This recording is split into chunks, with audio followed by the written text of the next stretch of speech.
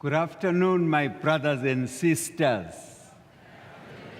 And again, good afternoon to everyone who's in the house today. And good afternoon to people in Zimbabwe.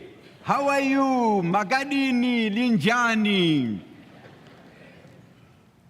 You see, in Zimbabwe, in Southern Africa, Indian Ocean Division, a division with a large membership of 3.6 million members. We say now our way of reckoning time has improved from what it used to be. There was a time when we only reckoned years as in AD such and such a year and a BC such and such a year, but we have also added AM, a BM such and such a year, and AM such and such a year. I don't know whether you have caught what that means. You see, BM stands for before Maranatha and AM stands for after Maranatha. And so our story takes us to a small village in a large area called Nkai in the southern part of the great country of Zimbabwe. In this area, there were two elderly ladies. One was Gogo Makumalo and the other was Gogo Madube. See, Gogo Makumalo and Gogo Madube were very great friends, and they were Adventists. Gogo Madube's husband, who had been an Adventist, had passed away because of cancer. And now Gogo Makumalo's husband was still alive, but he wasn't an Adventist. They wanted to build a church. They had tried as ladies to do the best they could to build a solid structure, but they had failed. They would put up something, and after a short time, the rains would come and destroy what they would have put up. And so they worshipped under a tree. And because they were very dynamic Christians, they would invite people to their prayer gathering and people would come. But in winter, when it became cold, they lost some of their members. And when it began to rain, they lost their members. And so they had prayed, "Oh Lord, send somebody to help us. Please help us, Lord. Bring somebody to help us."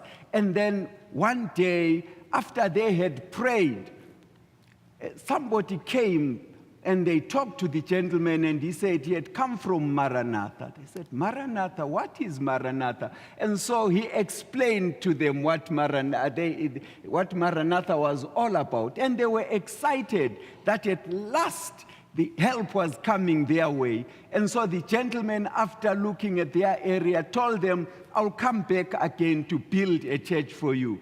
Oh, for them, it was like the church would be built next week. They waited and waited and waited until they were about losing hope. And then one day, sure enough, they heard the trucks coming, and they saw the trucks finally arrive. And a church in a day was built.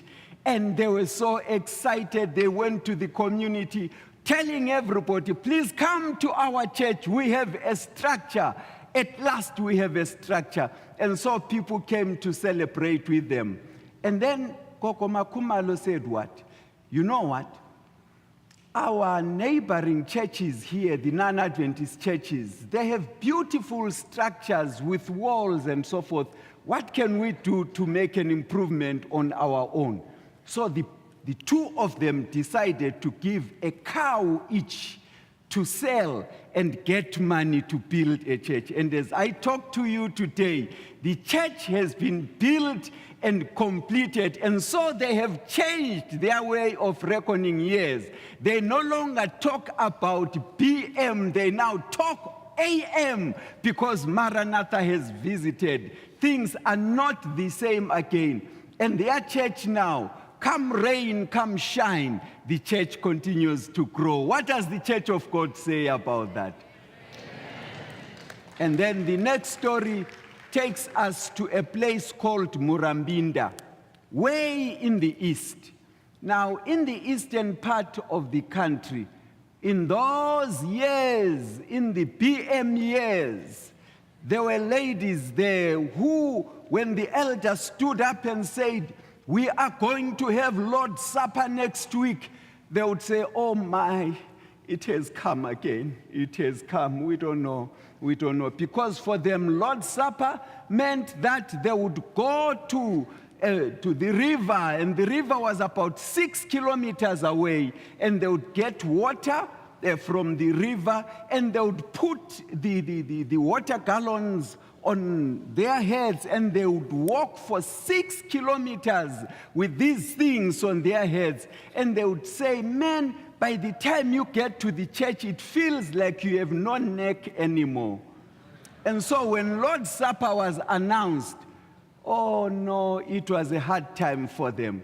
And of course, baptisms, when baptism time came, oh, they said, "It has come. It has come." So for them, evangelism was not something that's exciting, because evangelism meant baptism of many people. And so they started praying, and before they had prayed for a long time, the Maranatha truck came and surveyed their area, and when they saw that the need was water here, oh, guess what happened? They drilled a well. And man, they hit water, and when water gushed out, they sang praises and glory to Jesus, because that water meant painless baptisms. That water meant painless Lord's Suppers. Now, yes, every quarter must end. Now, yes, evangelism must go on, because water had finally come to their church. What does the church say about Maranatha? Oh, we thank God. We thank God for Maranatha. Maranatha is changing lives in the Southern Africa Indian Ocean Division, not only in Zimbabwe alone, in Mozambique, in Zambia, in Malawi, and I almost said in Madagascar, then I stopped. Because I remembered, no, Maranatha, you know what, in Madagascar, they still reckon their time in PM. They still reckon their time in PM before Maranatha.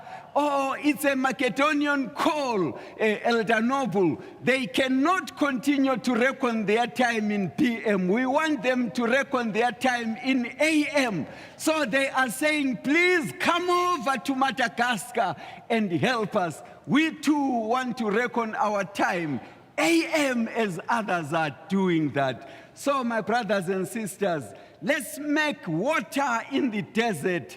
Let's bring water in the desert. Let's bring waters. Let's let the deserts bloom, as Isaiah 35 verse 1 says, that God will cause the deserts to bloom, and that roses and lilies will grow in the desert. Maranatha, help us achieve that. Don't forget the Macedonian call to Madagascar. I almost said they are also rejoicing, but they are still in PM. Please come over and help us. May God help us, and may God help us achieve that.